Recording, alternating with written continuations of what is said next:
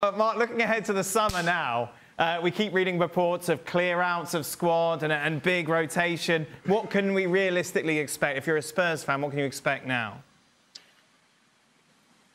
Well, Tottenham never do big summers, do they? They don't really have a big clear or a big, recruitment drive. And I think obviously last summer when they let Harry Kane go, that was a massive blow. And I think they've still got a little bit of money left from that, and I think they will try and look to bolster their options. But I don't anticipate a busy summer at Tottenham. So it's going to be down to Postecoglou to show that he can kind of get more out of the players he's got. He did bring quite a few in. So whether he can develop as a coach, and that is the big question, is, are Tottenham on the verge of cracking the top four, or has Ange Postecoglou already found that the Premier League has found him out? We don't know. I mean, but he did have a bit of a tail off in the second half of the season. So that is the big question for me, is whether Tottenham can bounce on from this season, or whether it's already we're seeing the tail end of the Postecoglou time. And it sounds ridiculous, but managers get 18 months, 2 years now if they're lucky.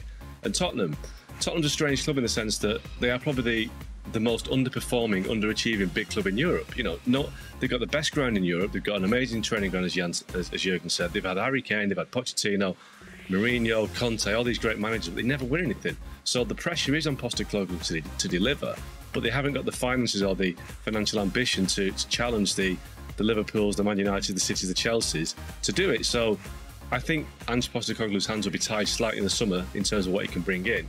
So he's going to have to make the players that he's got better, and that is going to be hard because, as we've seen with Postecoglou already, he doesn't really seem to be the sort of coach that will change how he does things to make players better or the team better.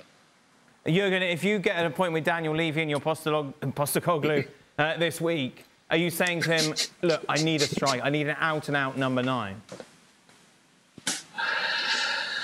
Well, I think that the Spurs definitely need reinforcement. I think they need in all departments. Let's leave aside maybe the goalkeeper. Vicario was fantastic, throughout the year. But I think you need to go through the back four. You need to go through, especially the defensive midfield, and you need another 1 or 2 strikers, forwards that deliver you at least 15 goals. 15 goals. I mean, it's Son is pretty much by himself up there, and a bit Kulusevski, and then there's not much left. So I think that they need to get into the market and find some talent and give Ange some help here, because he will be from beginning on a bit under different pressure, under different expectations from the fans than he was in his first year. They want more. Yeah.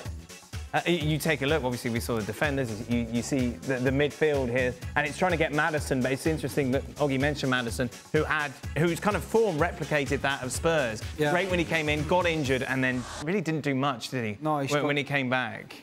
No, and Bissouma and Sarr as well, really, in the first half of the season, were super strong in the middle of the park. And that gave them a foundation in there. Obviously, Bentancur spent a chunk of the season out. He's a very talented player. I think Højbjerg's always going to be a sort of squad player there, but yeah, I think the dip in form or the absence of Sarr and particularly Bissouma, I think affected Maddison as well, because those two were sort of bodyguards, getting around the field, physical, getting on the ball for him. That affected him.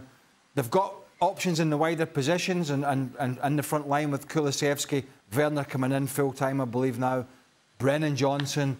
But they do, yeah, I agree. They need to go out and get a front man. But we all know they're not going to pay.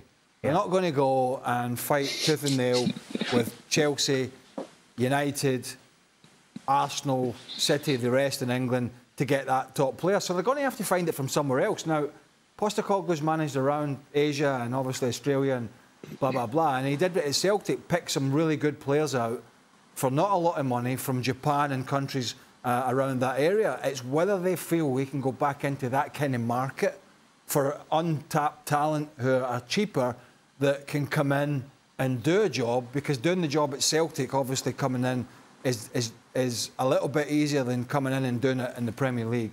So maybe that's the way he's going to have to go, because Daniel Levy's not going to give him this huge budget to go and get the top players. And listen, he knew that when he took the job anyway. He knew that.